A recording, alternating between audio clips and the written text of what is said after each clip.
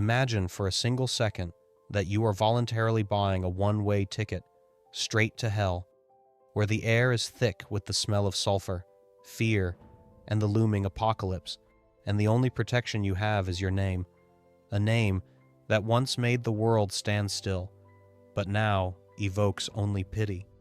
The calendar reads November 23rd, 1990, and we are not in a boxing ring or at a social gala, but at the Baghdad International Airport, a city that in 6 weeks will turn into flaming ruins under the strikes of American missiles. Operation Desert Storm has not yet begun, but the fuse of war is already lit.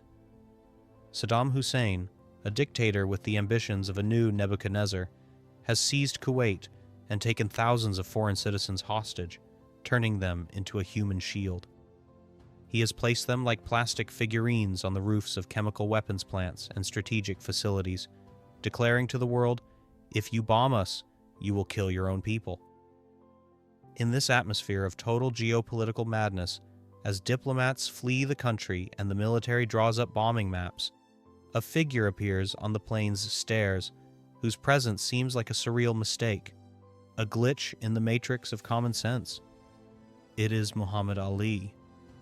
But forget the image that pops into your head, the image of the dancing athlete who stings like a bee. The man descending the steps into the sweltering Iraqi night is a shadow, a ghost of former greatness trapped in a decaying body. His hands, once the fastest in the world, now live a chaotic life of their own, shaking with uncontrollable tremors. His face, once the most expressive on the planet, has turned into a frozen Parkinsonian mask, devoid of emotion, and his speech, with which he used to knock out opponents at press conferences, has become a quiet, unintelligible whisper. You probably think he flew here as an honored guest, as a peace envoy protected by his status as the most recognizable Muslim icon of the 20th century. That is the convenient lie that fans believed, but the reality was far more brutal and dangerous. Saddam Hussein is not a sports fan. He is a pragmatic predator for whom Ali is not a legend, but a valuable media asset, a pawn to be used to show the West his human face. But Ali's most terrifying enemy at this moment is not in the presidential palace in Baghdad, but in the Oval Office in Washington. President George H.W. Bush and the U.S. State Department did not just refuse to sanction this trip. They were furious. They publicly called Ali's visit unauthorized amateurism, hinting that the aging boxer was playing into the enemy's hands and undermining the efforts of the international coalition. Imagine this level of loneliness. You enter the beast's lair to save people, and your own government calls you a traitor and a useful idiot, denying you any diplomatic support. Why did he do it? Why would a 48-year-old disabled man, who struggles to tie his own shoelaces and needs help just to eat, crawl into the epicenter of a brewing war for the sake of 15 strangers, ordinary American workers, engineers, and teachers, whom Saddam plucked from their lives to turn into suicide targets? The newspapers wrote that Ali was seeking attention, that his ego demanded new fuel, but the truth hidden in the folds of his jacket turns everything upside down and sends a cold shiver down your spine. The real danger to Ali did not come from Iraqi intelligence or American missiles. Death was ticking in his own pocket, and no one knew about it except those closest to him. This is our dagger, a small, inconspicuous orange plastic pill bottle. Inside is levodopa, a drug that replaces dopamine in the dying brain of a Parkinson's patient. Without these pills, Ali doesn't just start to shake harder, he turns into stone. His muscles stiffen, his body is gripped by paralysis, his throat spasms so he cannot swallow or speak, and his consciousness becomes a hostage to his own flesh. Ali, in his holy naivety, expected a blitzkrieg, fly in, use his authority, take the hostages, and fly out. He brought exactly a 3-day supply of medicine. He failed to account for one factor that breaks any strategy. Saddam Hussein is a master of psychological torture who loves to make people wait. The dictator knew that time was working against the boxer. And as Ali stepped onto Iraqi soil, he had no idea that the bottle in his pocket had already begun its inexorable countdown. Every pill swallowed brought him not toward relief, but toward a moment of total, terrifying physical helplessness in the captivity of a tyrant. What would happen when the pills ran out and the audience was still not scheduled?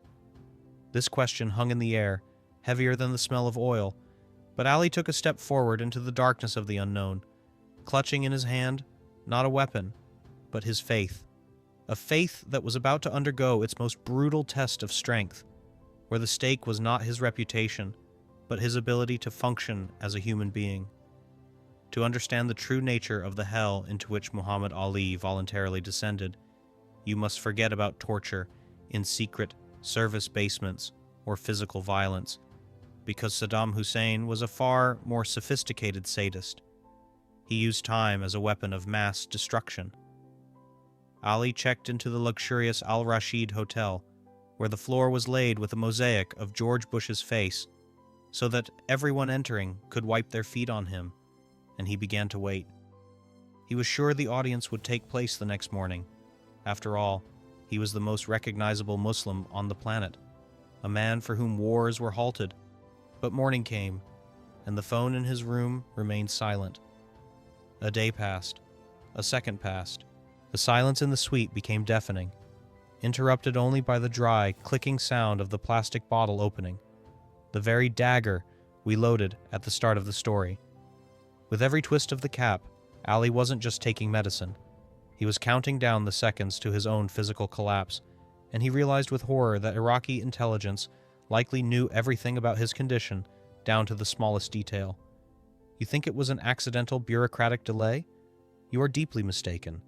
It was a planned siege, calculated by the hour, where the stake was not just a meeting, but human dignity. By the fourth day, the supply of levodopa, the synthetic fuel that kept his brain working and his body moving, was exhausted, and what doctors feared most began, the off effect. Imagine being inside your own body, but the control panel suddenly stops responding to commands. You want to take a step, but your legs feel as if they are cast in quick-setting concrete. You want to say a word, but your tongue turns into a clumsy piece of meat that won't fit in your mouth. Ali began to turn into a living statue right in his room.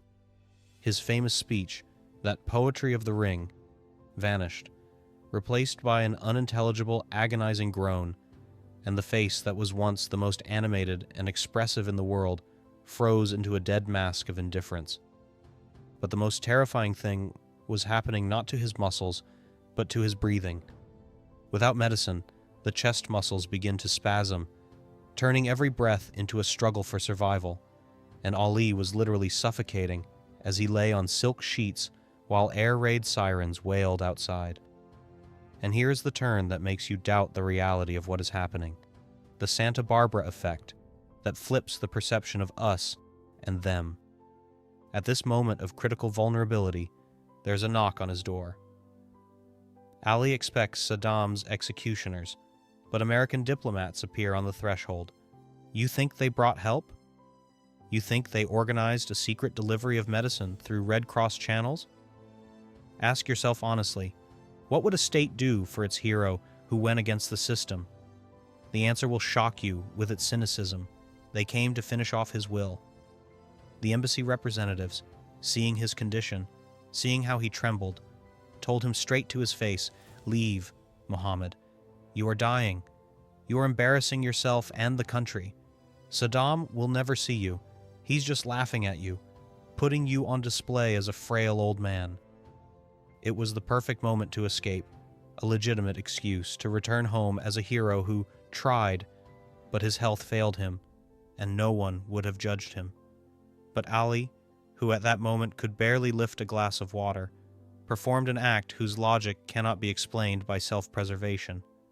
He looked at the diplomats with his frozen eyes, in which, despite the disease, burned the same fire that scorched Foreman in the jungles of Zaire, and gathering all his remaining strength to overcome the paralysis of his jaw, he squeezed out a categorical, raspy "no." he didn't just refuse to leave. He decided to go on the counterattack. Deprived of medicine, experiencing hellish physical pain with every movement, he ordered his assistants, with gestures, as his voice was almost gone, to drive him into the city. Why? Why would a dying man drag himself into the heat of Baghdad's streets? It seems like madness until you understand his strategy. He knew Saddam was watching his every step, and he decided to show the dictator that his spirit was unbreakable, even if his body was failing. He visited schools, he walked through markets, he prayed in Shiite mosques, dragging an unruly leg behind him, his whole body shaking, but never hiding his eyes. The Iraqis, ordinary people on the streets, did not see a sick old man or an enemy. They saw a saint who had come to share their fate under the threat of American bombing. Crowds surrounded him, chanting his name, and this noise of the streets became the pressure that even a dictator could not ignore forever. But the price of this publicity was monstrous. Every evening, returning to the hotel, Ali would collapse onto his bed, his body racked by cramps so severe that his assistants literally had to massage his muscles for hours so he could get even a little sleep. The bottle was empty, absolutely empty. And on the seventh day, when it seemed Ali's organism had reached the point of no return and he would die here, in this room, without ever seeing the hostages, a phone rang in the silence. It was not a doctor. It was not a diplomat. It was Saddam Hussein's personal secretary. The dictator was ready to receive him. But there was one problem, one final cruel nuance that turned this news into a catastrophe. Ali could no longer speak. How do you negotiate for the lives of 15 people if you cannot utter a single word? How do you convince a tyrant who respects only strength if you look like the weakest version of yourself? Ali began to prepare for the meeting, realizing he had no words, no health, and no support. He had only his legend, and he had to put it all on the line in one last, silent bet, where losing meant death not only for him, but for those 15 unfortunate souls whose photos he held close to his heart. When the heavy gold-encrusted oak doors of the Republican Palace groaned open, revealing a cavern of marble and velvet designed to make anyone entering feel like a tiny insect in the face of power, Muhammad Ali stepped not into a reception hall, but into the epicenter of a vacuum where the air was literally sucked out by fear. Inside, it was cold, unnaturally, deathly cold, due to industrial air conditioners running at full power. And for Ali, whose body was depleted by a week of waiting and a lack of dopamine, this cold became physical torture, comparable to electric shocks to exposed nerves. He did not walk, he shuffled, dragging his feet across the perfectly polished floor that reflected his trembling silhouette like a distorted mirror. And every step was a separate titanic war of his will against his own neurology. You think the most terrifying thing in this room was the dictator sitting on a dais surrounded by the heavily armed Republican Guard? You are wrong. The most terrifying thing was what was happening inside Ali's skull. He realized with horror that he had a maximum of 5 minutes of relative clarity before his jaw finally locked in a spasm, and he lost the ability to produce even the simplest sounds, turning into a mute witness to his own failure. Saddam Hussein watched this agonizing approach with a smile that made the blood of the American diplomats present run cold. It was not a smile of Eastern hospitality. It was the smile of a sated predator watching a wounded old gazelle hobble into his lair to die at his feet. He saw the uncontrollable tremor of Ali's hands, saw his glassy, unfocused gaze, saw how his expensive jacket hung like a sack on his wasted shoulders. And at that moment, the dictator was certain he had already won without firing a shot. The cameras of Iraqi state television were rolling live, broadcasting the image to the entire Arab world, and Saddam craved exactly this shot, the great American hero, broken and pathetic, crawling to him on his knees to beg for mercy, acknowledging Baghdad's supremacy over Washington.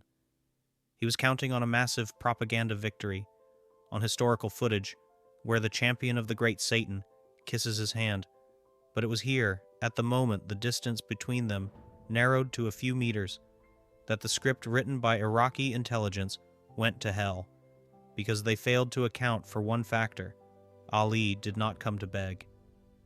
Saddam spoke first, his voice booming under the vaults of the hall, full of fake, oily cordiality that masked a threat. He called Ali brother, praised his past achievements in the ring, clearly relishing his power over a living legend who now depended on his nod.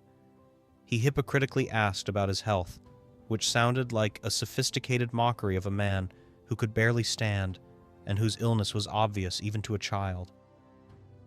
Everyone in the room, the translators, the guards with assault rifles at the ready, the terrified assistants, waited for Ali to nod, hand over a credential, and submissively sit in the offered chair, accepting the rules of the game.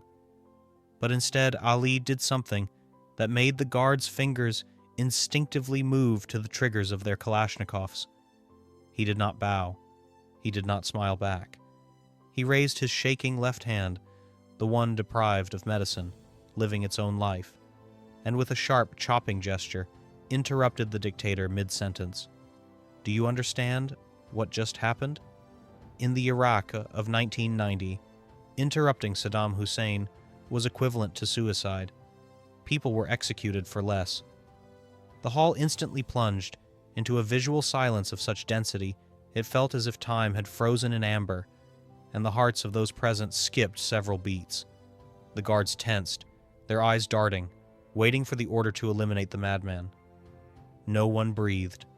All that could be heard was the low hum of the cameras and Ali's raspy, wet, whistling breath as he struggled with his own throat, trying to unlock the convulsing vocal cords to push the words out. Saddam froze, his smug smile slowly sliding off his face, revealing confusion and anger. He was used to fear, to flattery, to pleas for mercy, but he had never, not once in his life, encountered a man who, while physically completely helpless, looked down on him with such moral superiority. Ali leaned forward, violating safety protocol, invading the tyrant's personal space, forcing the dictator to also instinctively lean toward him to hear, and rasped words that the translator, pale with terror and drenched in sweat, was afraid to translate, knowing he could be shot just for conveying them. I did not come here as an American, Ali squeezed out, every word coming with pain, as if he were spitting out sharp stones. I came as a Muslim, and in Islam, we do not keep guests against their will. You are holding my brothers. Let them go. Ask yourself, do you see the genius and the madness of this move? He did not plead for the lives of the hostages by appealing to humanism or international law, which Saddam did not respect. He delivered a pinpoint strike to the tyrant's only unprotected spot, his carefully constructed religious image as a defender of the faith. He flipped the chessboard. Now Saddam was not a magnanimous master of the situation, but a sinner violating the sacred laws of hospitality of his own religion. The translator faltered, his voice trembling, to tell Saddam to his face, in his own palace, that he was a bad Muslim. But Ali's eyes, burning with a fanatical, holy fire through the mask of disease and physical decay, left him no choice. When the phrase was spoken in Arabic, the silence in the hall became ringing, like a taut string. Saddam looked at this shaking old man, and in his eyes, accustomed to seeing only the fear of subordinates, there read something no one had seen for years: doubt. He realized that before him was not a political pawn or a senile boxer, but a mirror of conscience that could not be broken or intimidated by weapons. Ali had bet everything: his life, the remains of his health, the lives of 15 hostages, on one psychological card, that even a monster wants to look like a hero and a righteous man in the eyes of someone he himself, deep down, considers great. And as Saddam drew breath to respond, no one in that room, including Ali himself, knew if the next sound in that hall would be the sound of liberation or the sound of a gun's bolt putting a bloody period on the legend's biography. The second the echo of Ali's words about the laws of hospitality died down, under the palace vaults. Time in Baghdad didn't just stop. It stretched into a thin, vibrating wire, ready to snap and sever the head of anyone in the room. Saddam Hussein rose slowly, frighteningly slowly, from his gilded throne, and his face, usually impenetrable as a sphinx's mask, contorted into a grimace that no one present could decipher. Was it rage? Was it contempt? The guards clanked their bolts. The translator squeezed his eyes shut, expecting an arrest order, and at that moment, it seemed Ali's mad bet had lost, that he had overestimated the remnants of humanity in the beast. But then something happened that made everyone doubt the reality of the situation. Saddam laughed. It was not a laugh of amusement. It was the laugh of a chess player who realized he had just been checkmated in 3 moves, and he appreciated the beauty of the combination. The dictator realized what CIA analysts had missed. If he executed or arrested Ali, he would become a monster in the eyes of the entire Islamic world. But if he sent him away empty-handed, he would show weakness before America. Ali, this shaking, barely speaking old man, had cornered him into the only exit that allowed him to save face. Saddam walked right up to Ali, violating his personal space, and looking directly into the lenses of the Iraqi cameras, uttered a phrase that should have gone into history books, but was forgotten by the world. "I will not do this for George Bush. I will not do this for America. But I will do it for Muhammad Ali, because he is a great man." Do you think that was the end of the tension? Do you think that after those words everyone embraced and went their separate ways? That is exactly what the hostages wanted to believe as they were led out of their prison cells, but the reality was far more brutal and physiological. Saddam signed the decree, but the bureaucracy of a totalitarian regime is a machine that doesn't know how to break instantly. 15 American men, exhausted, terrified, unable to believe their luck, were brought to the hotel where their savior waited. They expected to see a hero, a giant radiating strength and confidence. But when they entered the lobby, they saw something that shocked them more deeply than the fear of execution. In a chair sat a man who resembled a wax figure more than a living being. Ali could not stand up to greet them. He could not smile. His body, deprived of dopamine for 7 straight days, had finally turned to stone. The off effect had reached its terminal stage. His muscles were so rigid he looked like a prisoner bound in invisible shackles, and his face, that legendary calling card, expressed absolutely nothing. No joy, no relief, only a frozen mask of suffering. These hostages, grown men who had been through the hell of captivity, looked at him and could not understand. What was wrong with him? Why wasn't he reacting? Was this the price of their freedom? But the real punch to the gut, the intellectual orgasm that flips the perception of the entire story, happened on board the plane as the landing gear left Iraqi soil, carrying them away from the war. Euphoria reigned in the cabin. People cried, laughed, and opened champagne, celebrating their rebirth. One of the released men, Harry Moore, decided to walk up to Ali, who sat in the front row, staring motionlessly out the window, to say a simple, human thank you. He knelt by the champion's chair, and suddenly his gaze fell on the tray table in front of Ali. There was no food, no water. There lay a single object, small, orange, and translucent. It was that very pill bottle, absolutely empty. In that second, Harry was hit by a realization so powerful, it took his breath away. He remembered doctors talking about Parkinson's. He knew these pills were life for such a patient.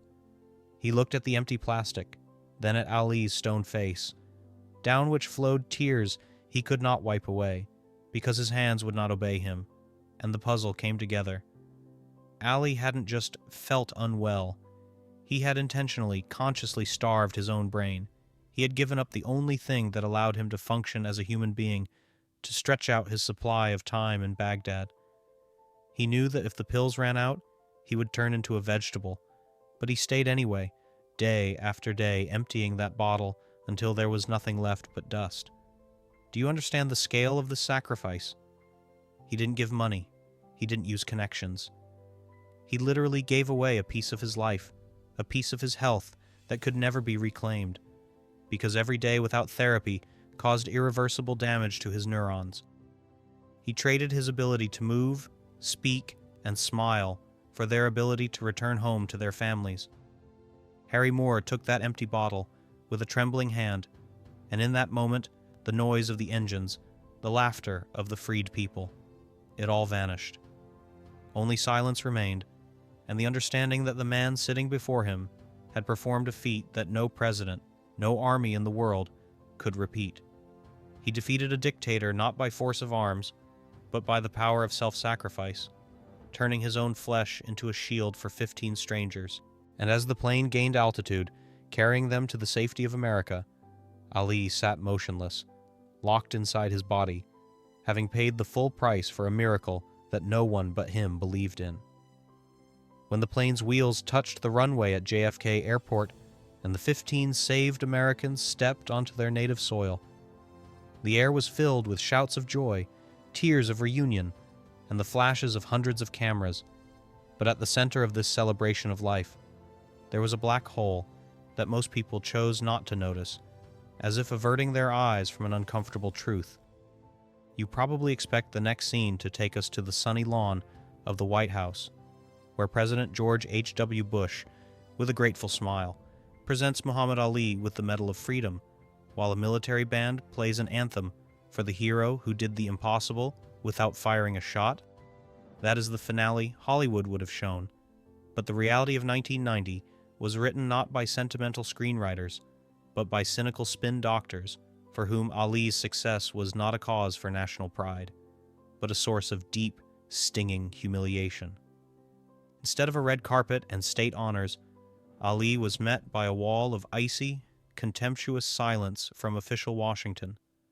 The presidential administration did not just ignore his feat, it did everything possible to erase it from the news cycle, calling the mission unauthorized amateurism that allegedly played into Iraqi propaganda and made America look weak.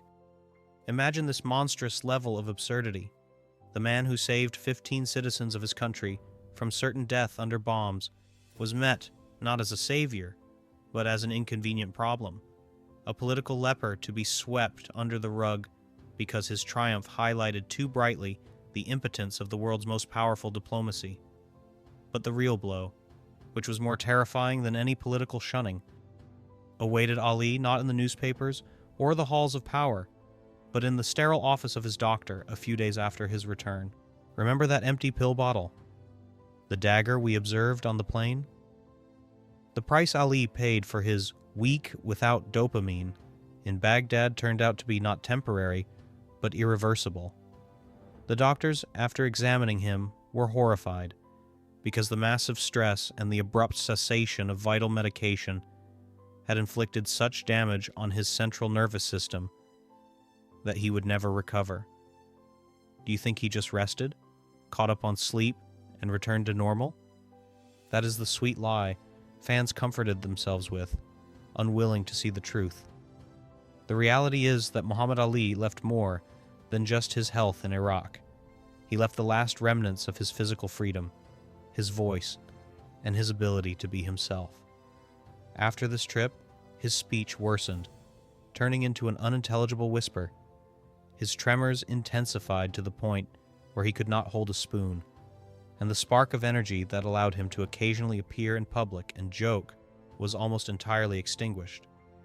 He literally burned his time, his future years of relatively active life, throwing them into the furnace to save strangers, and he did it knowing full well that no one, except the people he saved, would ever say thank you, and politicians would only wince with distaste at the mention of this episode.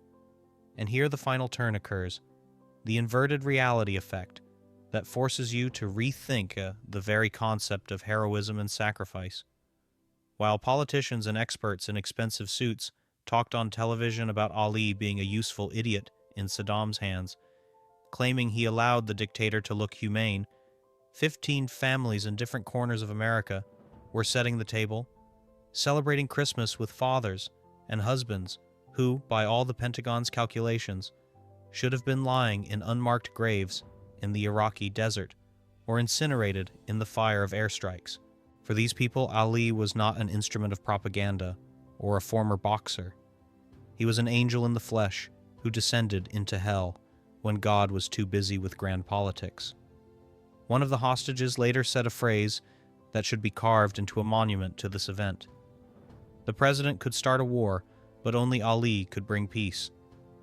But history, as we know, is written by the victors, and in the 1991 textbooks dedicated to Operation Desert Storm, you will not find a single line about how a shaking old man stopped the execution of hostages with his mere presence, because that fact was too uncomfortable a reminder that humanity and mercy can be a more effective weapon than Tomahawk cruise missiles.